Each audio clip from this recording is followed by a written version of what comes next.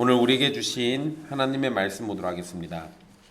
오늘 우리에게 주신 하나님의 말씀은 누가복음 15장 11절부터 20절까지 말씀입니다. 누가복음 15장 11절에서 20절까지 말씀입니다. 귀하신 하나님의 말씀 받들어서 읽도록 하겠습니다. 또 이르시되 어떤 사람에게 두 아들이 있는데 그 둘째가 아버지에게 말하되 아버지여 재산 중에서 내게 돌아올 분깃을 내게 주소서 하는지라. 아버지가 그 살림을 각각 나누어 주었더니 그 후 며칠이 안 되어 둘째 아들이 재물을 다 모아가지고 먼 나라에 가 거기서 허랑방탕하여 그 재산을 낭비하더니 다 없앤 후 그 나라에 크게 흉년이 들어 그가 비로소 궁핍한지라. 가서 그 나라 백성 중 한 사람에게 붙여 사니 그가 그를 들로 보내어 돼지를 치게 하였는데 그가 돼지 먹는 쥐염 열매로 배를 채우고자 하되 주는 자가 없는지라. 이에 스스로 돌이켜 이르되 내 아버지에게는 양식이 풍족한 품꾼이 얼마나 많은가. 나는 여기서 줄여 죽는구나. 내가 일어나 아버지께 가서 이르기를 아버지 내가 하늘과 아버지께 죄를 지었사오니 지금부터는 아버지의 아들이라 일컬음을 감당하지 못하겠나이다. 나를 품꾼의 하나로 보소서 하리라 하고 이에 일어나서 아버지께로 돌아가니라. 아직도 거리가 먼데 아버지가 그를 보고 측은히 여겨 달려가 목을 안고 입을 맞추니. 아멘. 이 말씀은 살아계신 하나님의 말씀입니다.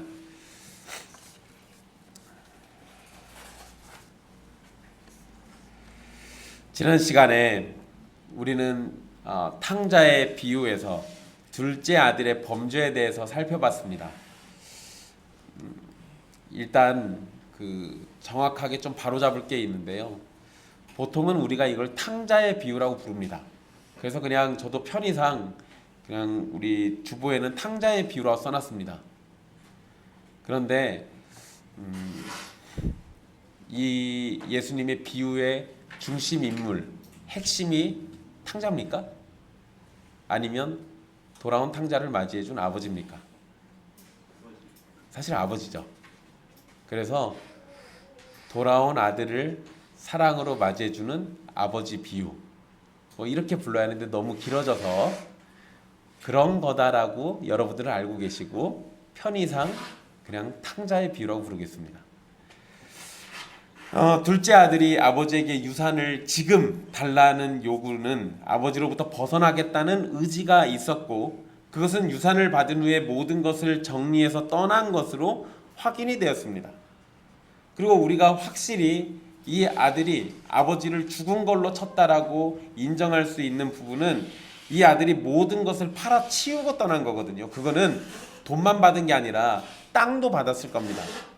근데 아버지에게 받은 땅을 아버지가 살아계신데 판단 얘기는 그야말로 아버지를 정말로 죽은 것으로 여긴 겁니다. 그러니까 이 탕자는 분명히 심각한 아버지를 향한 심각한 범죄를 저지른 거예요. 근데 둘째 아들의 바람과는 달리 이방 나라에 가서 잘 살 줄 알았지만 가진 재산을 모두 탕진했고 거기에 기근까지 들어서 당장 먹고 사는 문제에 직면하게 됐습니다. 그런 둘째 아들은 이방 나라 사람에게 고용돼서 살기를 바랬고 그 이방 사람은 돼지를 치는 일을 둘째 아들에게 시켰습니다. 그런데 그 일로 먹고 사는 문제가 해결된 것이 아니라 일에 대한 정당한 대가조차 받지 못해서 돼지가 먹는 쥐염 열매를 탐하는 지경까지 이르게 되었다고 말씀드렸습니다. 이러한 탕자의 모습이 죄인들의 모습과 다르지 않다는 것 지난 시간에 지적해 드렸습니다. 우리도 하나님께 저항해서 하나님을 모른다고 외면하고 하나님의 통치와 뜻에 순종하지 않는 것을 무거운 짐으로 여겨서 벗어나려고 하는 것이 일반 사람들의 생각과 모습입니다. 그러나 그렇게 하나님의 손에서 벗어난 인생들의 모습은 탕자가 처했던 처참함과 전혀 다르지 않습니다.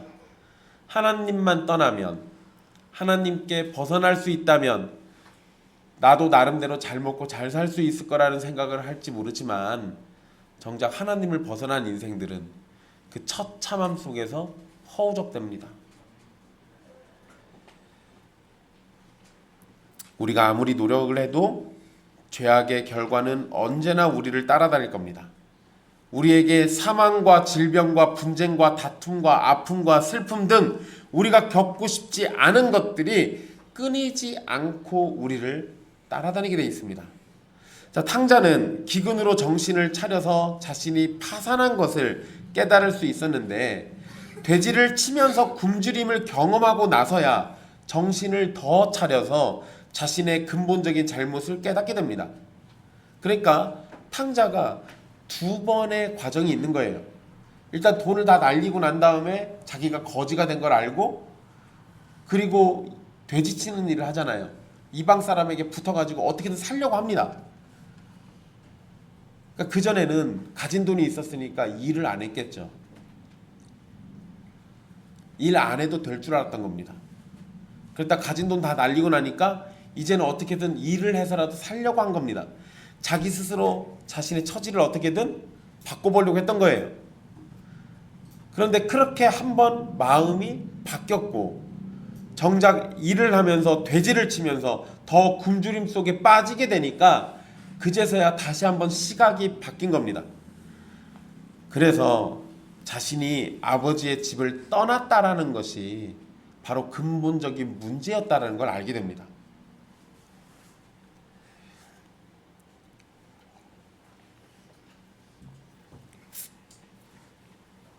아버지의 집에 있었다면 비록 아버지의 권위에 굴복해야 하는 것이지만 적어도 살아가는 문제에 있어서 아무런 걱정이 없고 오히려 풍족함을 누릴 수 있었다는 겁니다.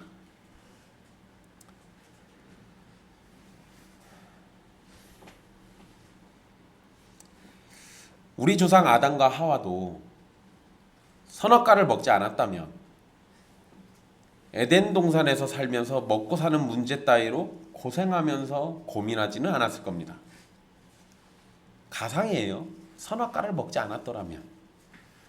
그러면 여러분 생각해 보세요. 이 땅에 죄악의 문제가 들어오지 않았더라면, 그러면 우리 취업 때문에, 직장 문제 때문에, 결혼 때문에, 가정생활 때문에, 이런 것 때문에 우리가 힘들어하고 괴로워하는 일들이 거의 없었을 겁니다. 전혀 없다고 말할 수는 없어요. 왜냐하면 사람이 사는 곳에는 갈등이라는 게 있습니다. 갈등 그 자체는 죄가 아니에요. 갈등을 통해서 벌어지는 악한 상황들이 죄로 이어지는 거지 갈등 자체는 죄는 아닙니다.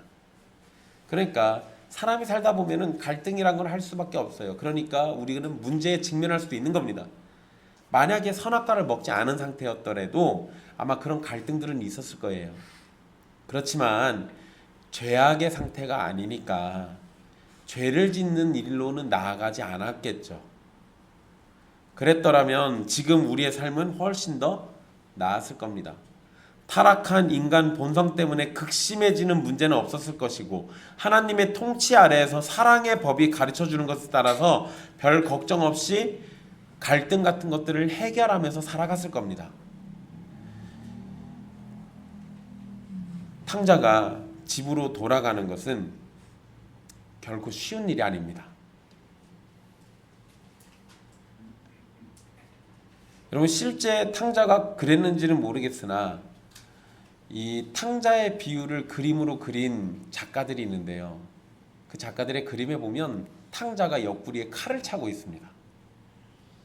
왜요?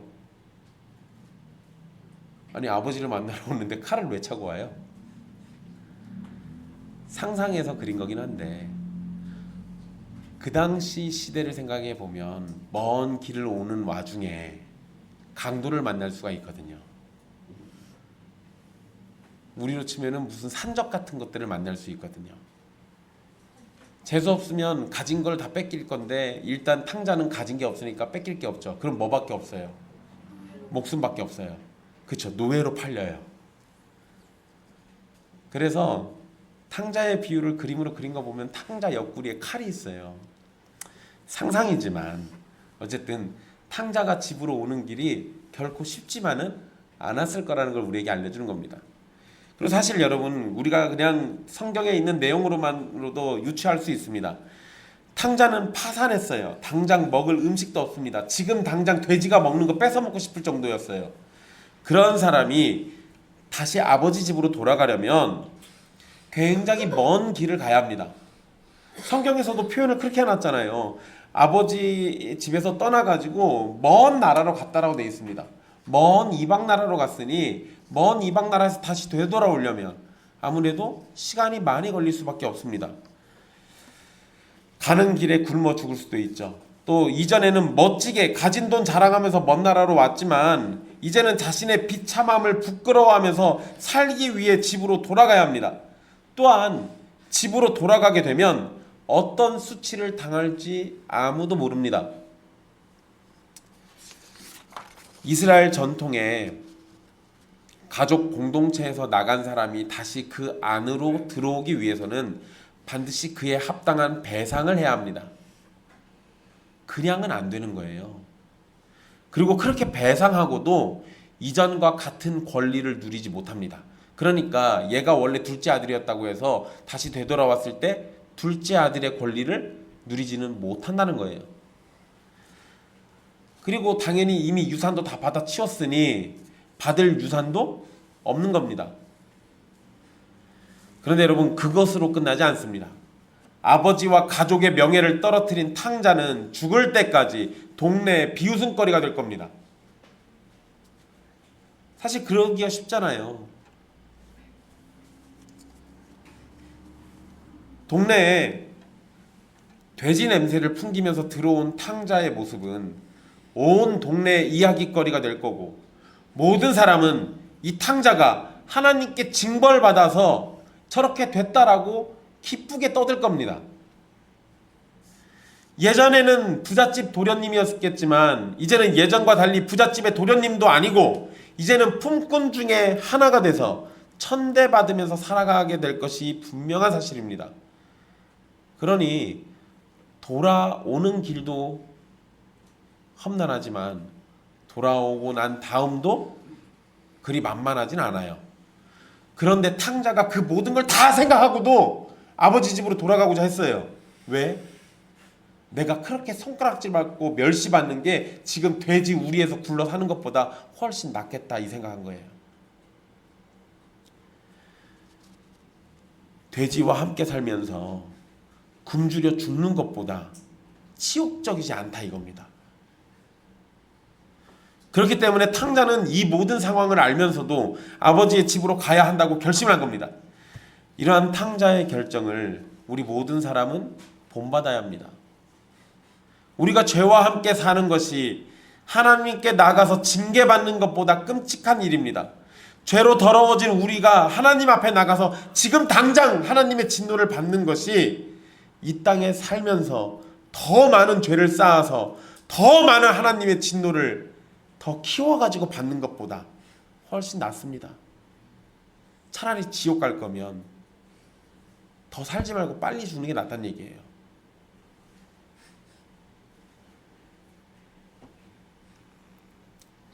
그리고 탕자가 이런 모든 치욕적인 상황을 다 알면서도 그래도 아버지에게 돌아가야겠다라고 생각한 것. 게다가 18절에 이렇게 표현하죠. 내가 하늘과 아버지께 죄를 지었사오니, 내가 하늘과 아버지께 죄를 지었사오니, 이거를 우리는 회개라고 부릅니다. 탕자는 자신과 자신의 처지에 대해서 정확하게 보게 됩니다. 그리고 자신의 판단이 옳지 않았고 자신이 비참한 지경에 있음을 확인하게 됐습니다. 자신이 거지가 되었음을 파악하고 난 후에 탕자는 그래서 생명을 연장할 수 있을 것이라는 희망을 가지고 아버지께로 돌아가는 겁니다. 17절에 탕자가 이런 얘기하죠. 내 아버지에게는 양식이 풍족한 품꾼이 얼마나 많은가. 여러분, 여기에서 말하는 품꾼은 일용직 노동자예요. 이게 성경에서 여러분들 아마 둘로스라는 말 한 번씩 들어보셨을 겁니다. 우리가 보통 성경에 종이라고 표현되어 있는 그 단어, 그거하고 같은 단어 아닙니다. 달라요. 제가 일용직 노동자라고 했죠. 이게 뭐냐면 일용직 노동자는 온전한 대우를 받지 못하고 집안에서 가장 천하고 힘든 일을 도맡아 하는 사람입니다. 게다가 제가 일용직 노동자라고 했죠. 그 얘기는 뭔 소리예요? 일이 항상 있는 게 아니라 어쩌다 한 번 있는 거예요. 어쩌다 한 번. 그러니까 이거는 그 집에 그 집안 식구 중에 하나인 노예가 아니라 그 노예도 안 되는, 어쩌다 필요하면 한 번 데려다 쓰는 사람을 얘기하는 겁니다. 그런데 이 둘째 아들의 표현이 뭐라 그래요? 내 아버지에게는 양식이 풍족한 품꾼이 얼마나 많은가. 일용직 노동자여도 어쩌다 한 번 일을 하는 사람들이어도 걔네는 양식이 풍족했대요.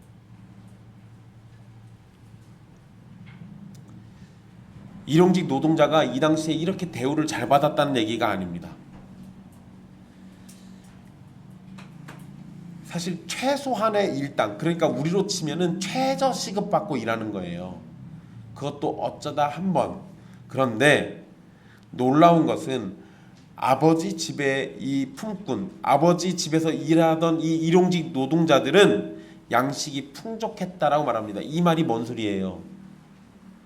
다른 곳의 주인과 다르게 우리 아버지는 그 품꾼들에게 관대하게 자비를 베풀어서 훨씬 많은 돈을 줬다는 겁니다. 일용직 노동자 이 품꾼조차도 우리 아버지는 굉장히 관대하게 대해줬다는 거예요.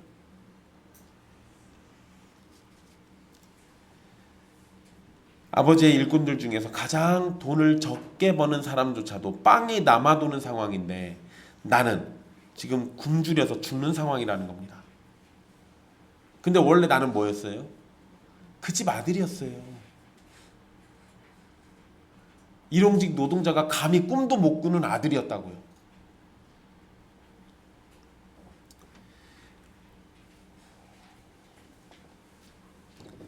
17절에 줄여 죽는구나 이렇게 번역된 표현은 굶주려서 멸망한다라는 의미입니다. 자유롭게 살겠다고 아버지를 떠났지만 그 선택의 결과는 굶주려서 멸망하는 거였습니다. 결국 둘째 아들은 가장 최악의 처지에 놓이고 나서야 우리 아버지가 얼마나 관대하고 좋은 아버지이자 주인이었는지를 알게 된 겁니다.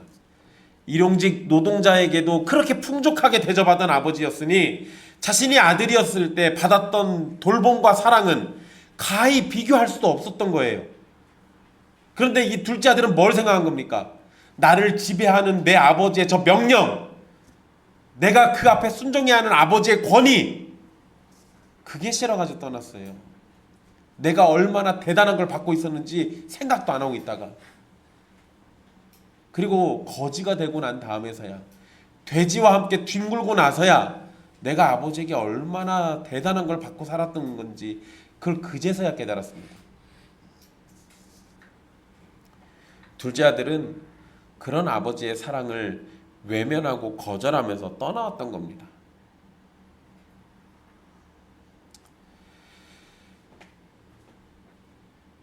둘째 아들이 자신의 잘못을 깨닫고 죄를 고백하려고 결단할 때 하늘과 아버지께 죄를 지었사오니 라고 말합니다.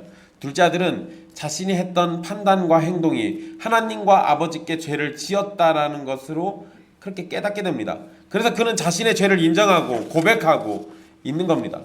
이러한 표현을 앞에서 말씀드렸던 것처럼 둘째 아들이 회개했다고 말하는 겁니다. 자신이 원해서 버렸던 아버지와 가족에 대해서 탕자는 생각이 바뀐 겁니다. 아버지는 자비로운 분이시니 자신을 받아줄 것이라는 희망을 품게 됩니다. 이러한 생각과 의지와 행동의 변화는 회개의 본질입니다. 이게 회개의 본질이에요. 그런데 여러분, 이 둘째 아들의 모습에서 회개의 아주 중요한 특징이 하나 나타납니다. 참된 회개는 자신이 누릴 권리나 자신을 위한 변명 따위는 존재하지 않습니다. 그리고 하나님께 아무런 요구도 하지 않습니다. 그저 하나님의 자비하심과 은혜로우심을 전적으로 의지할 뿐입니다. 설령 그것으로 나에게 은혜를 주시지 않는다 하더라도. 내가 회개했으니 나에게 반드시 은혜 줘야 합니다. 이런 거 없다고요. 내가 회개하고 돌아왔으니 나에게 이전의 아들의 권리를 주십시오. 내가 회개하고 돌아왔으니 당신은 나를 사랑해야 합니다. 이런 거 없다고요. 그렇게 하는 건 회개가 아니에요. 뻔뻔한 거지. 진짜 회개는 감히 고개도 들지 못해요. 진짜 회개는 하나님 앞에 아무것도 요구하지 않습니다. 그저 내가 주님 앞에 죄인이었다라는 것을 고백하고 주님의 처분을 기다릴 뿐인 거예요.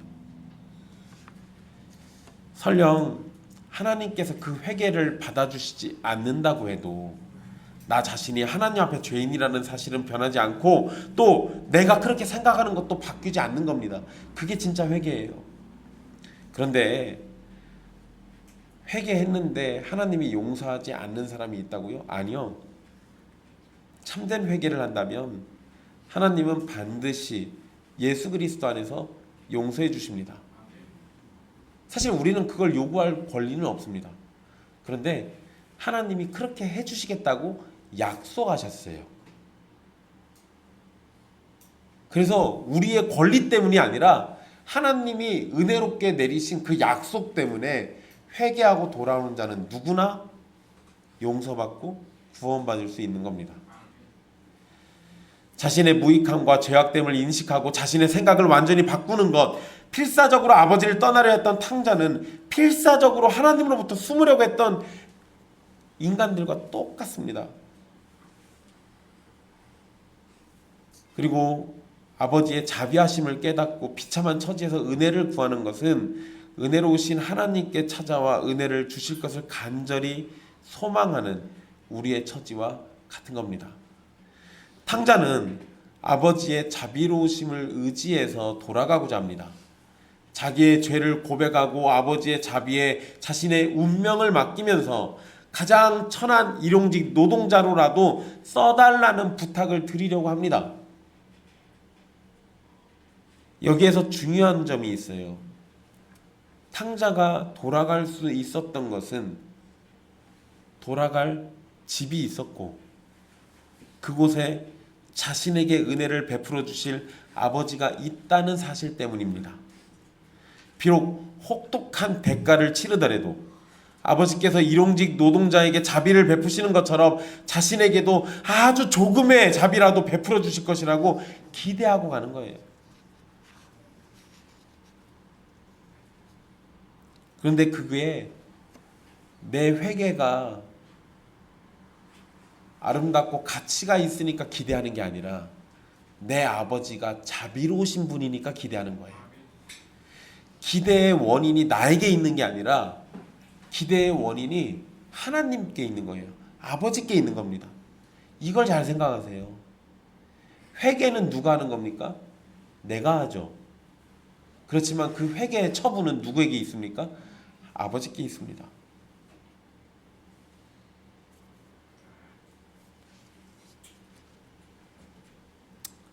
결국 탕자는 순전히 아버지의 자비하심에 목숨을 걸고 있다는 겁니다.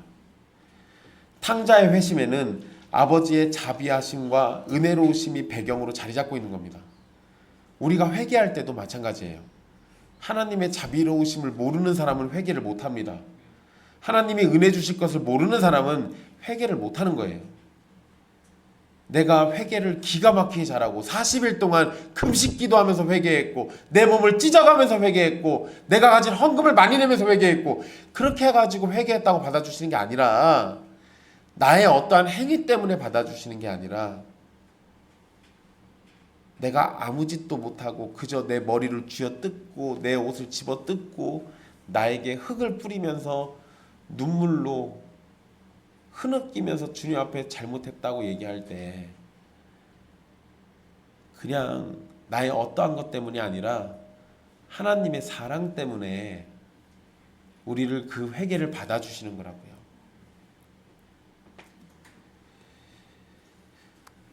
우리가 아무리 자신의 비참함을 깨달아도 하나님의 은혜가 있지 않았다면 비참함에서 벗어날 방법이 없습니다. 우리들의 회심에도 하나님의 자비하심과 은혜로우심이 기본으로 자리하고 있는 겁니다. 하나님의 자비와 은혜가 우리 속에 없고 우리들은 스스로 알 방법도 없습니다. 그래서 하나님의 자비와 은혜는 성령님께서 우리에게 깨우쳐 주셔야만 우리가 알 수 있는 거예요. 결국 그러니까 이렇게 생각하면 쉽습니다. 탕자가 갑자기 아버지의 집을 돌이켜보고 아버지의 자비로우심과 관대함을 깨달을 수 있었던 거는 성령님의 역사하심이 있으니까 가능하다라고 보는 거예요. 마찬가지예요. 우리도 우리 스스로는 이게 안 된다니까요. 근데 갑자기 내가 아버지에게 가야만 내가 살 것 같다라는 생각이 드는 거, 아버지의 사랑이 거기 있고 그것을 깨닫도록 만들어주시는 성령님이 계시기 때문에 가능한 겁니다. 회심은 우리들이 자발적으로 돌아서는 것이 아니라 하나님께서 돌려 세우시는 사역에 대한 순종 행위입니다. 행위를 실제로 하는 건 나지만 내가 그걸 할 수 있도록 나를 돌려 세워주시는 일을 하신 분은 하나님이시라고요. 탕자가 자발적으로 돌아선 것이 아니라 아버지께로 돌아가야만 하는 절망적인 상황들이 만들어졌고 그 절망적인 상황 속에서 아버지의 자비와 은혜를 기억할 수 있었던 것이 곧 하나님의 사역입니다. 그것이 곧 은혜인 거예요. 탕자가 아버지에게로 돌아가기 위한 결심을 하고 일어나서 길을 떠났다는 이야기를 예수님의 입을 통해서 듣고 있던 바리새인들, 우리는 이 비유 이야기에서 바리새인들의 상황과 반응을 놓치면 안 됩니다. 자, 예수님의 입을 통해서 이제 탕자가 돌이켜서 아버지 집으로 돌아온대요. 이 얘기를 듣고 있는 바리새인들은 뭔 생각했을까요? 그 바리새인들은 탕자가 아버지 집으로 돌아왔을 때 아버지는 탕자를 어떻게 그리고 얼마나 많이 징계할 것인가, 요거에 집중합니다. 바리새인들이라면 분명히 그렇게 했을 겁니다.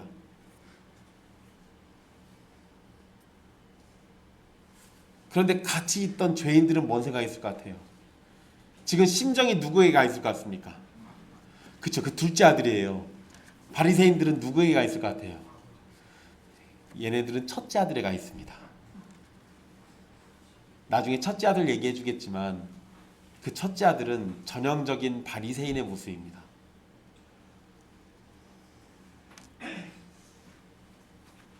여러분, 이런 거 한번 생각해 보세요.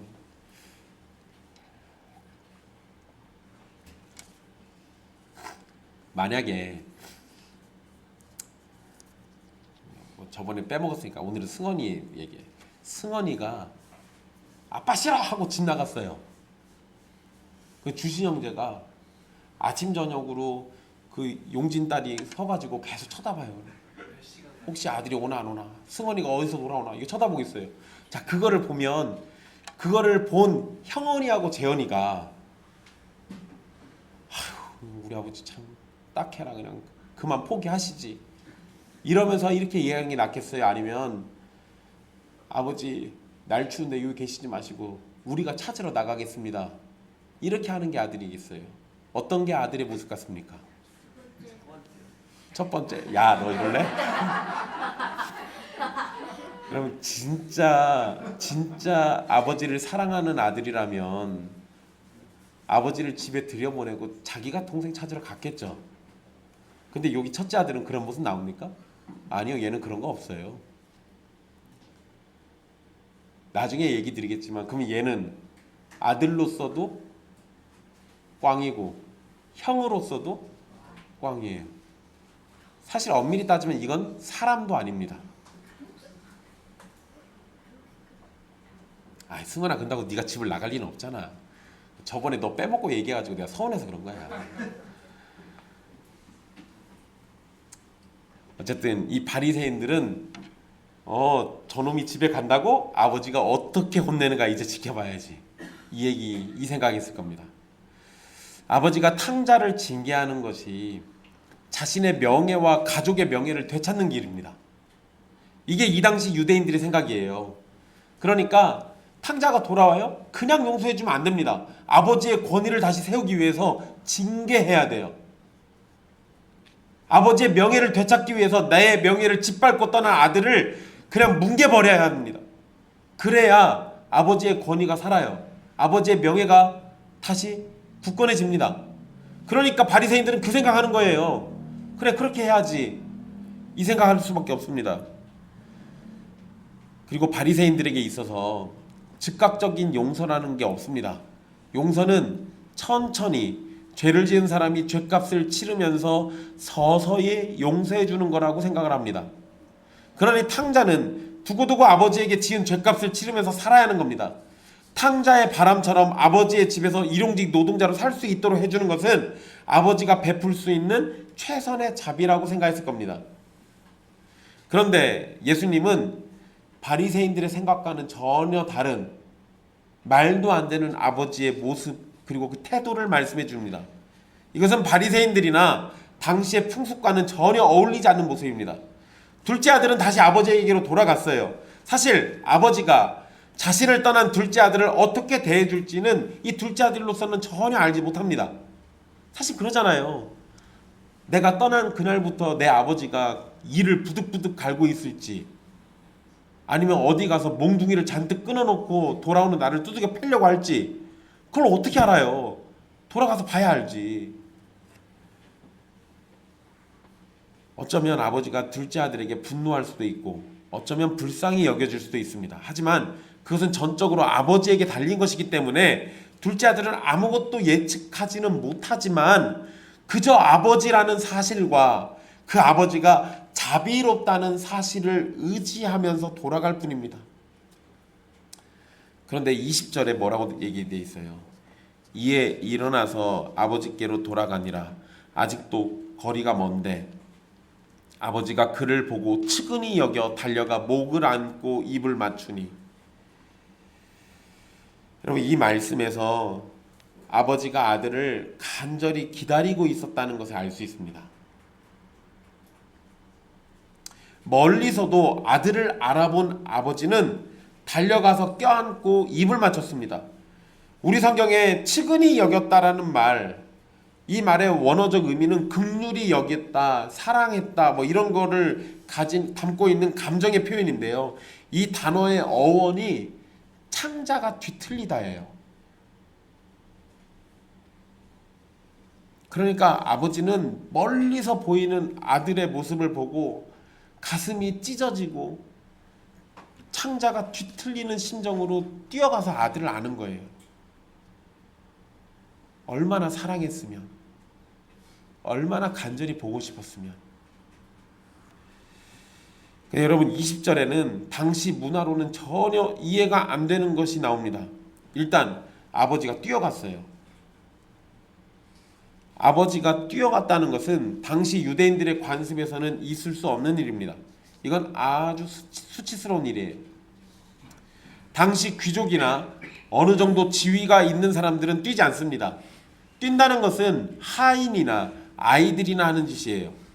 그러니까 많은 하인을 둔 아버지는 충분히 높은 지위와 명예가 있었을 것이고, 당시의 문화에서는 그런 사람이 뛴다는 것은 보통 일이 아닌 거예요. 그런데 아버지가 뛰었다라는 것은 굉장히 천박한 모습을 보인 건데 그것만으로도 굉장히 수치스러운 일이에요. 그런데 아버지가 당시의 문화와 관습을 역행하면서 둘째 아들을 서둘러 만나기 위해 뛰어갔습니다. 이 모습은 굉장히 충격적이에요. 왜냐하면 자신에게 수치를 안기고 떠난 아들이 돌아왔을 때 멀리 떨어진 아들을 껴안고 입을 맞추기 위해 뛰어간 거잖아요. 그 수치에 수치를 더하는 행동입니다. 무례한 아들의 요구를 들어준 것도 이미 수치스러운 일인데 그런 무례한 아들이 돌아오기를 기다리는 모습도 수치였고, 이제는 그 아들에게 달려가기까지 했습니다. 마치 잃어버린 보물을 되찾은 것처럼 둘째 아들의 목을 끌어안고 깊은 애정과 반가움을 담아서 격렬하게 입을 맞추고 있어요. 그러나 아버지에게 있어서 사랑하는 아들이 살아 돌아왔다는 그 사실 하나만으로도 당시 사람들의 시선이나 생각 따위는 안중에도 없는 겁니다. 남들이 뭐라고 생각하든 그게 중요한 게 아니에요. 내 아들이 살아 돌아왔어요. 내 아들이 다시 나에게 돌아온 거예요. 분명 아버지의 태도는 동네 사람들에게 수치와 비난의 이유가 됩니다. 그렇다면 왜 아버지는 거리가 멀리 떨어져 있는데 기다리지 않고 아들에게 달려갔을까?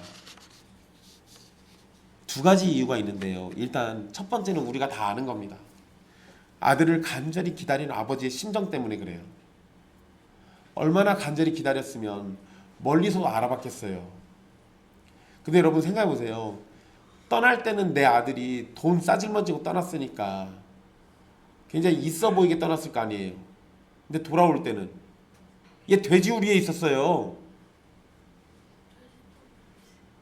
돼지 똥냄새뿐만 아니라 돼지우리에서 뒹굴다 왔는데 아들의 모습, 떠날 때 그 아들의 모습하고는 분명히 다를 거라고요. 그런데도 멀리서도 알아봤어요. 그게 왜 가능하지?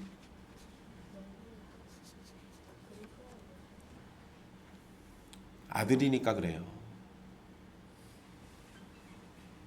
아버지는 아들을 멀리서도 알아봅니다.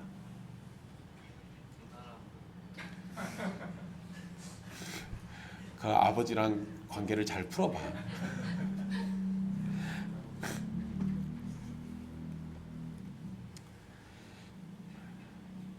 사실 돌아온 아들을 기쁨으로 잠시라도 빨리 품에 안고 싶어서 그래서 뛰어간 게 맞습니다. 근데 여러분 요거 말고도 다른 이유가 하나 더 있습니다. 탕자가 아버지와 화해하지 않은 채로 마을로 들어왔을 때 탕자는 마을 사람들로부터 조롱과 욕설을 듣게 됩니다. 이게 당연한 거죠. 야, 지네 아버지 죽은 셈 치고 떠났던 놈이 돼지 냄새 풀풀 풍기면서 들어온다. 이러고 얼마나 욕먹겠어요. 이게 당연한 결과입니다. 근데 아버지는 바로 이러한 것들을 예방하기 위해서 뛰어간 거예요. 탕자에게 쏟아졌어야 할 조롱과 비난은 이제 아버지의 몫이 됐습니다. 사람들이 이제 누굴 비난하겠어요? 아버지를 비난합니다. 여러분 재밌는 거 하나 얘기해 드릴까요? 여러분 세상 사람들이 기독교인들 욕할 때 뭔 얘기합니까? 나쁜 짓 하다가 회개만 하면 다 구원받는데, 나쁜 짓 하다가 회개만 하면 예수님만 믿으면 다 천국 간대. 그러면서 그 나쁜 짓 한 놈을 욕합니까? 아니면 그렇게 용서해 주겠다는 하나님을 욕합니까? 세상 사람들 참 특이해요. 하나님을 욕해요. 아니 자비가 많으면 욕먹을 짓입니까? 근데 세상 사람들은 하나님 욕합니다. 사실 욕은 누가 먹어야 돼요? 그 나쁜 놈들이 욕 먹어야죠.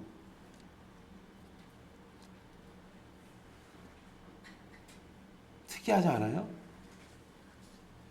잘못된 일이긴 하지만 하나님이 예수님을 통해서 우리를 구원하신다라는 이 진리에는요, 우리를 향한 모든 화살이 이상하게 다 하나님께로 향하게 만들어놨어요. 죄인이 회개하고 돌아왔을 때 받는 비난을 하나님이 다 자기에게로 끌고 간다고요. 지금 이 탕자의 아버지가 딱 그렇게 하고 있는 겁니다.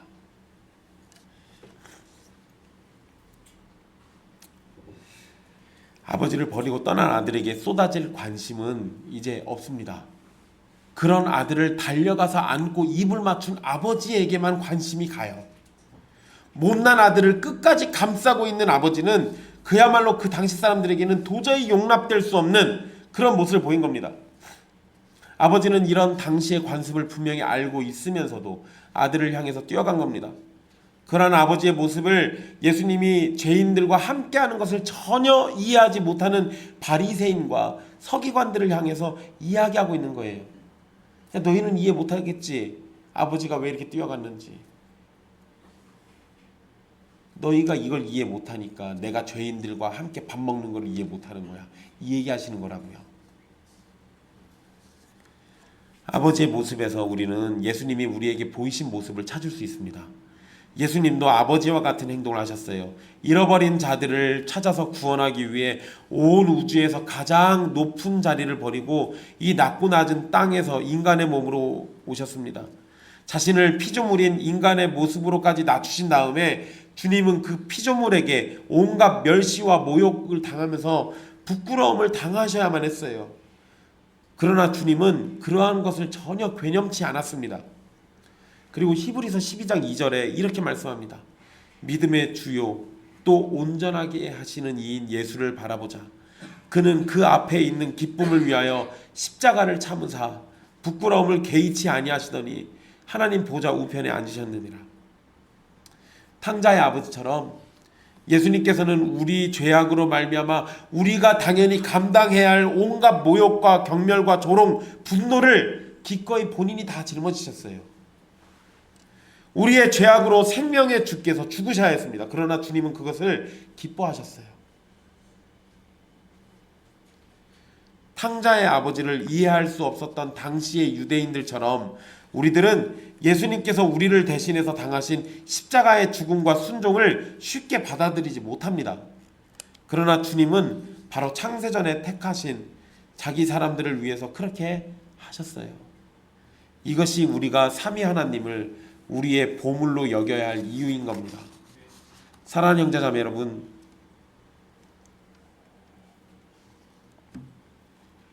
둘째 아들이 무슨 말을 하기도 전에 아버지는 반가움과 그리움 그리고 사랑을 표현했습니다.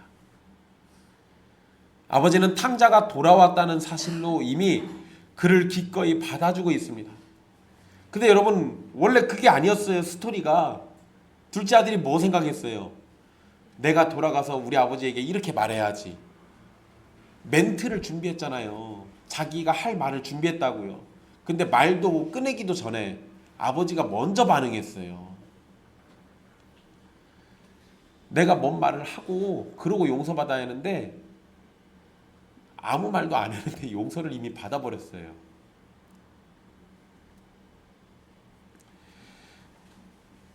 둘째 아들이 어떤 마음으로 회개했는지, 앞으로의 계획이 어떻게 되고 아버지에게 어떻게 할 것인지 판단하고 생각해서 결정하는 것이 아니라 돌아왔다는 사실만으로 아버지는 나머지 모든 것을 이미 용납하신 것처럼 행동하십니다.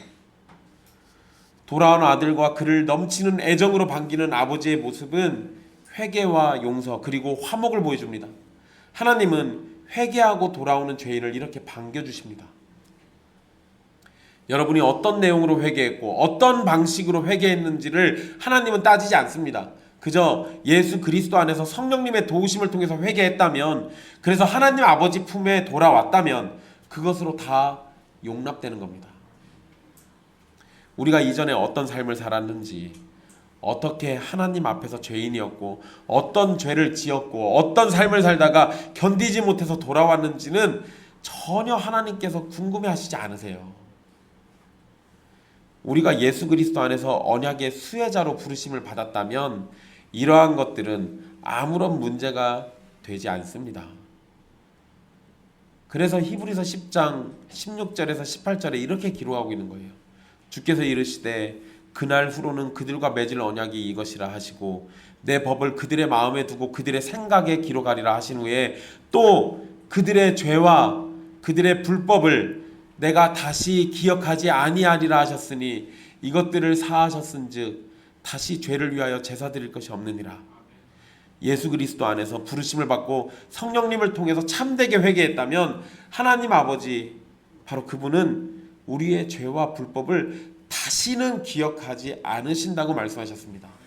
마치 아버지가 둘째 아들의 망가진 삶이 어떤 것이었는지 전혀 궁금해하지 않았던 것처럼 하나님 아버지도 우리에게 그렇게 하신다는 겁니다. 그러니 죄인인 여러분은 모든 순간 하나님 아버지의 품으로 돌아가십시오. 하나님 아버지의 품이 우리의 안식처이고 우리의 숨을 곳이고 우리의 생명이 있는 곳입니다. 하나님의 품에 있을 때만 우리는 비참한 인생을 벗어날 수 있고 죄에 죄를 더하는 삶에서 벗어나 선에 선을 더하는 삶을 살아갈 수 있는 겁니다. 세상에 빠져서 돼지 사료도 먹지 못하는 인생이 되지 마시고 하나님 아버지의 품으로 돌아가 진정한 용서와 사랑을 받는 여러분이 되십시오. 하나님이 지금도 기다리십니다. 기도하겠습니다.